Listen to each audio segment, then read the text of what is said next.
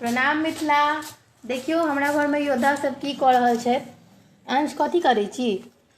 Chips बनावे छे। भोरे भोरे प्लानिंग भेले जे चिप्स बनावे। अच्छा बाप रे, अहाँ जे चिप्स बनाबैत वीडियो एखन देबै तऽ फेर तऽ सब गोटा कहऽ लगता जे हमरो सबके चिप्स चाही। तऽ अभी कहि दियौ जे चिप्स लेवाला सब गोटा के की करऽ पड़तनि से। पहले तो पहिल चीज जे बहुत जरूरी है आलू भेजे पड़ते। अच्छा, दोसर चीज फॉलो कर देबा के छै। अगर फेसबुक पर अहाँ आलू लऽ कऽ तकर बाद चिप्स देबै ने? हाँ, तो उनका चिप्स है तो उनके आलू से भेजते। हमार पसंद से आलू भेजथिन। अच्छा, और इहो मैसेज करे पड़ता है केहन आलू के चिप्स बनावे। अच्छा, दू रंग के अहाँ बनेलिया ने? एहन वाला बनावे के छै। हाँ, अब तो सब नॉर्मल वाला बनावे। अच्छा, ई नॉर्मल वाला छै और ई डिजाइन वाला छै। आ तकर बाद और की करबा पड़तै? और फेसबुक से देखे छथिन तो फॉलो करे पड़ते है। हाँ। और यूट्यूब पर से देखे छथिन तो लाइक सब्सक्राइब और कमेंट करे पड़ते। बुझ गेलिए ने? अगर अहाँ सब तो कहबे करबे कि हमरो सबके चाहिए तो देख लिए हमरा घर में चिप्स बन रहा है। एक गोटा छील रहा है, यानी कि हम दुनू गोटा से छील रहा है, देखू। और अंश जे छै से एकदम जोर शोर से घस रहा है, तिनकर स्पीड देख लिया।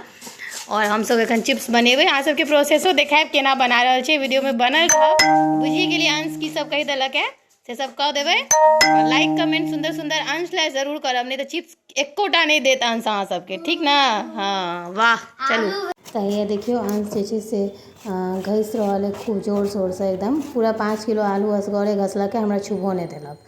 और तकर बाद है हम पानी चढ़ा दिलिए। अब कनी जे छै से 2 चुटकी खायवाला सोडा और संगे कनी नमक खसा कऽ देख रहल छियै। एते नहीं खसा कऽ जे छै से अंश देलकै है।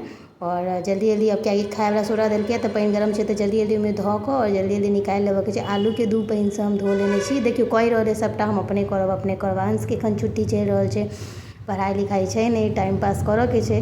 तऽ अंश जे छै इएह सब काज में हमरा हेल्प करा रहल है कि नहीं से नहीं कहब, पूरा काजे कऽ रहल है एना कऽ कऽ। और देख लिया अंश के सब काज करऽ में, घर के हेल्प करऽ में मम्मा के बहुत नीक लागे छै, तो अंश ई सब काज करैत रहैया। तो देखियो हमर सबके 5 किलो आलू के चिप्स बन गेल। और आब नहीं बनाबऽ वाला छियै, औरो एतबे सब भऽ जेतै।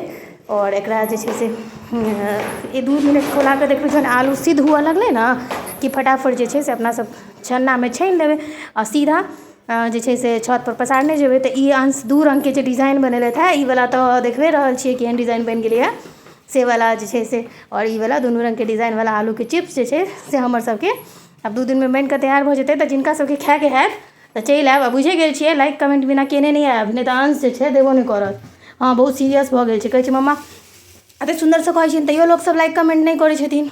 बताओ की अंश? हाँ, करबाक चाही ना? हाँ हाँ, बच्चा एते मेहनत करै छै छुट्टी में, सब बच्चा सब मोबाइल देखै छै, टीवी देखै छै, अहाँ की करै छियै?